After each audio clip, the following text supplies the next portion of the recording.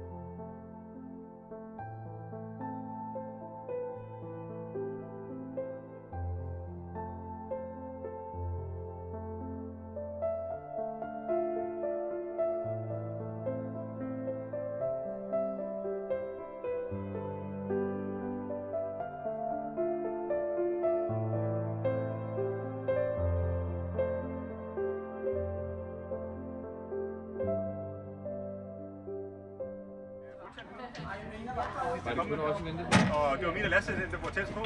Så når de kommer, så er vi fuldstændig, det ved vi. Hvad hedder det? Christina, hun har lavet nogle velkomstdrinks herinde.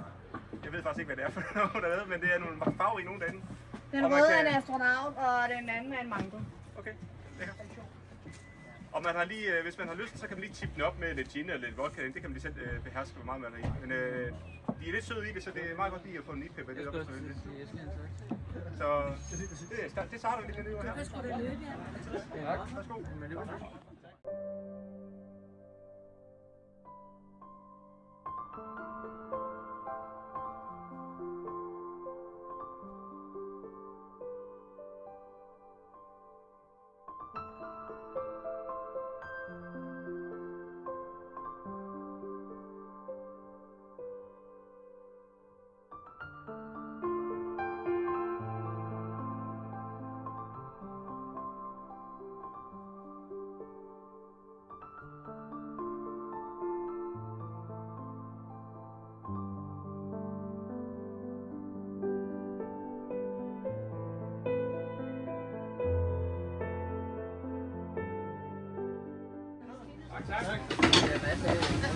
Bare lige forstå det, så kan vi få et mor herinde, og det kan...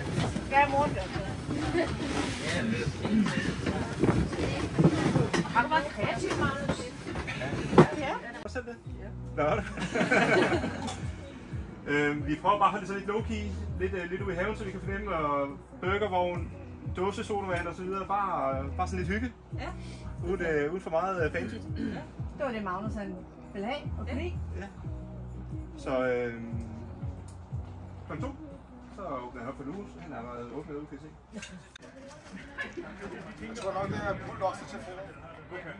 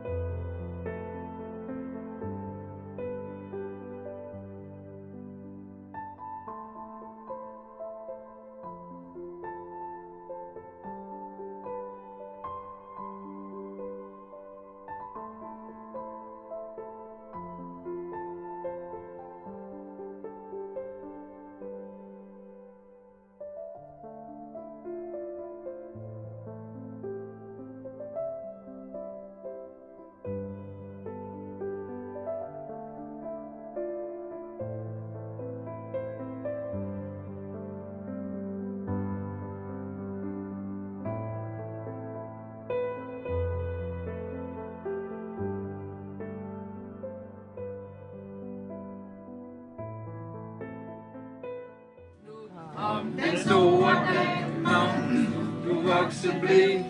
Men alle kigger rundt, for det der ingen, der kan se. For Magnus, du er konfirmanden, dagens helt. Og selvom du er dreng, så er du heldigvis dig selv. Til DHS-stafet glemte din mormor, hun fik stress. For mor hun ringede, det er nu begynder snart at presse. Og mormor drønede til mor afsted. Og den han tog imod, han havde fået lov. Hvor du hjalp denne kæmpe tørn, de begge elsker dig, selvom de kan være slem. Du nogle gange tænker, gid de fandt et andet hjem.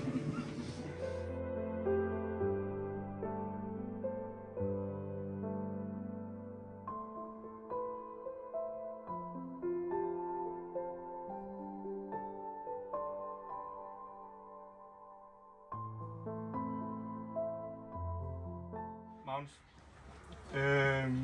Nu går du fra at være drengen til at være teenageren. Eller du fortsætter faktisk til at være teenager, kan man sige, et eller andet sted. Og måske mere til at være en af de unge. Blandt de unge. Og det er jo, hvis du kigger lige over på det bord herovre, så ser nogen fra blå hår, andre får det længere hår. Nogle har grå hår. Så nogen har grå hår der også, ja, herovre. Du er en sand gamer, Magnus. Altså, det kan vi jo ikke helt komme udenom. Du bruger timevis foran din computer. Heldigvis ikke alene, du bruger den sammen med dine venner. Og det synes vi jo er fedt. Så helt enig bruger er du ikke. Og det er tydeligt, at du er lidenskabelig for det du laver. Altså, vi tænker nok, det har noget med noget teknologi, noget computerværk at gøre. Men nogle gange så forbavser det også lige pludselig, hvor du kan sige, at du vil være kok, du vil have med mad at gøre. Og det synes jeg bare er fedt, at det er noget helt andet, end det vi er vant til i vores dagligdag. Og vi synes også, at det bliver udfordret på den måde et eller andet sted med nogle helt andre ting. Og et eller andet sted, hvis man nu kunne kombinere sådan to ting, teknologi og madlavning, hvad kunne det så ikke blive til ude i fremtiden? Det kunne da være rigtig spændende, synes jeg.